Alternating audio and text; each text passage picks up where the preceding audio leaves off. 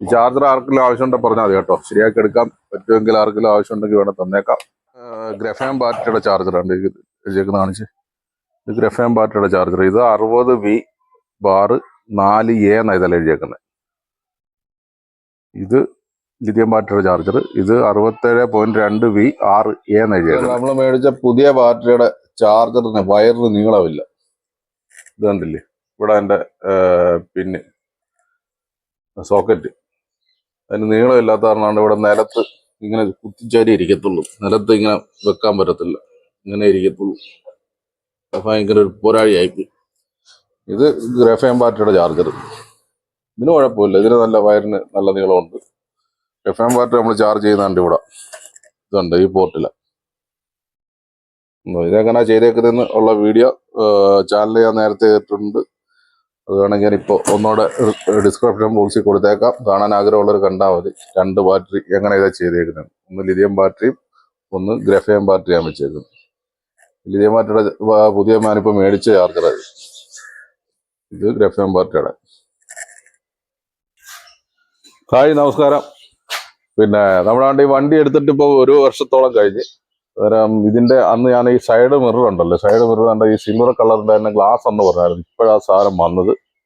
അന്നേരം അത് മാറാൻ പോകുന്നു. പിന്നെ ഈ വണ്ടിയുടെ ഫുള്ള് ഞാൻ ഇതിനകത്ത് ഒരു മാറ്റം വരുത്തിയായിരുന്നു. അതിന്റെ വീഡിയോ കാണാത്തവരുണ്ടെങ്കിൽ അതിന്റെ ലിങ്ക് ഞാൻ താഴെ കൊടുത്തേക്കാം. എല്ലാ ചാനലിൽ കയറി കണ്ടാലും മതി. അതുകൊണ്ട് ഇതിനകത്ത് ഡബിൾ ബാറ്ററിയുടെ ഞാൻ എങ്ങനെ ചെയ്തേക്കുന്നതും അതിന്റെ എല്ലാം വീഡിയോ ഞാൻ ചെയ്തിട്ടുണ്ട്. അത് ഞാൻ ചാനലിൽ കയറി കണ്ടാൽ മതി. കാണാത്തവരുണ്ടെങ്കിൽ കണ്ടാൽ മതി. ഇത് കണ്ടോ, ഈ ചാർജ് നമുക്ക് ലിഥിയം ബാറ്ററിയുടെ ആയിരുന്നു. എൻ്റെ ലിഥിയം ബാറ്ററിയുടെ ചാർജ് അടിച്ചുപോയി. അന്നേരം പുതിയ ഇപ്പോൾ വന്നിട്ടുണ്ട്. ഇത് ഏകദേശം ഓടിയതെന്ന് പറഞ്ഞാൽ പഴയ ലിഥിയം ബാറ്ററി ആയിരുന്നു. ഇത് രണ്ടാമതെടുത്ത വണ്ടിക്ക് അദ്ദേഹം പഴയ ലിഥിയം ബാറ്ററി വെച്ചിരുന്നത്. ഇത് 60V 6A എന്ന് എഴുതിയേക്കുന്നത് ഇതിന്റെ വോൾട്ട്. എന്തായാലും എനിക്ക് ഇതിനെപ്പറ്റി വ്യക്തമായിട്ട് പറഞ്ഞുതരാൻ അറിയത്തില്ല. ഏതായാലും ഇത് 3 വർഷവും 4 മാസവും ഓടിയിട്ടുണ്ട് ഈ ചാർജർ.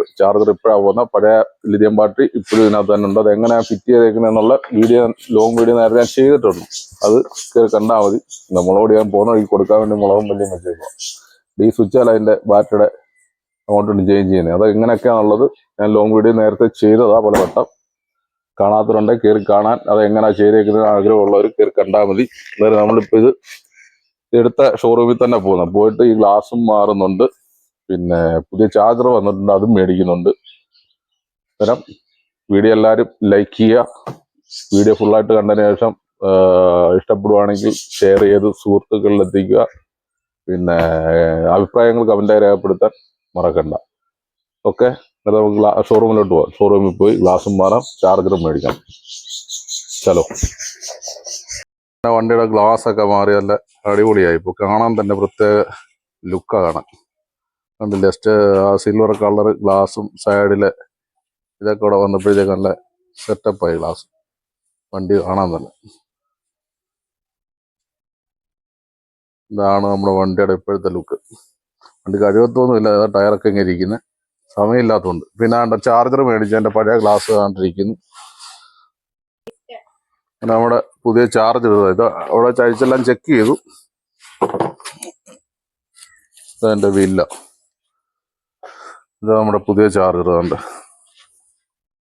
67.2V 6A എന്ന് എഴുതിയേക്കുന്നത് EV ചാർജർ.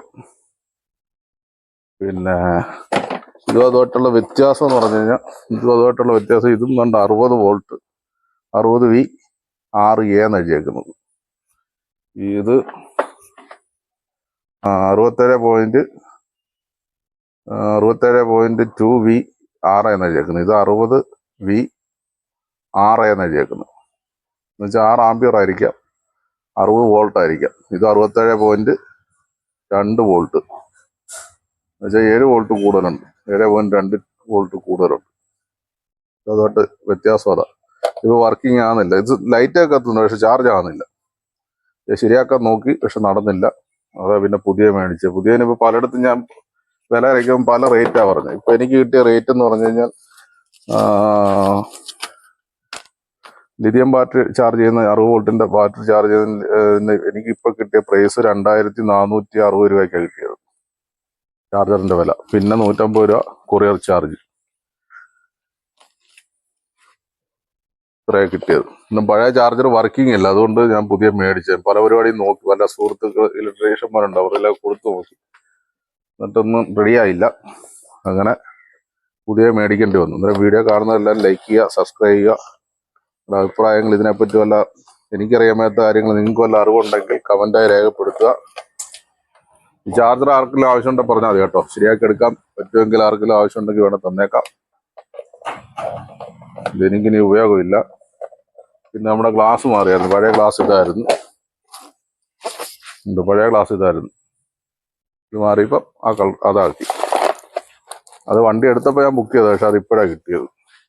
നിറയെ സ്റ്റോക്ക് ഇല്ലായിരുന്നു ആരും പറഞ്ഞത്. ഇത് ഗ്രഫാം ബാറ്ററിയുടെ ചാർജറാണ് എഴുതിയേക്കുന്ന, കാണിച്ച്. ഇത് ഗ്രഫാം ബാറ്ററിയുടെ ചാർജർ. ഇത് 60V ബാർ 4A എന്നാണ് ഇതെല്ലാം എഴുതിയേക്കുന്നത്.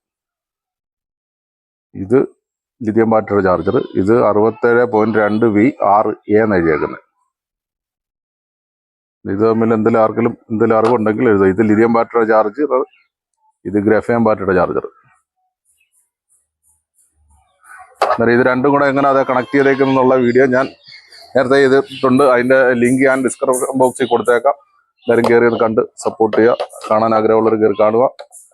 ഞാൻ എങ്ങനെ അതിന്റെ ഡബിൾ ബാറ്ററി എങ്ങനെ ചെയ്തേക്കുന്നതും, അത് എങ്ങനെ സ്വിച്ച് വഴി എങ്ങനെ അത് ചേഞ്ച് ചെയ്യുന്നത്, ഒരു ബാറ്ററി ഇരുമ്പോൾ അടുത്ത ബാറ്ററിയിലോട്ട് എങ്ങനെ ചേഞ്ച് ചെയ്യുന്നതെന്നുള്ള വിശദമായിട്ട് വീഡിയോ നേരത്തെ 8 മാസത്തിന് മുന്നേ ചെയ്തിട്ടുണ്ട്. ആ വീഡിയോയുടെ ലിങ്ക് ഞാൻ ഇതിന്റെ ഡിസ്ക്രിപ്ഷൻ ബോക്സിൽ കൊടുത്തേക്കാം. Okay, by.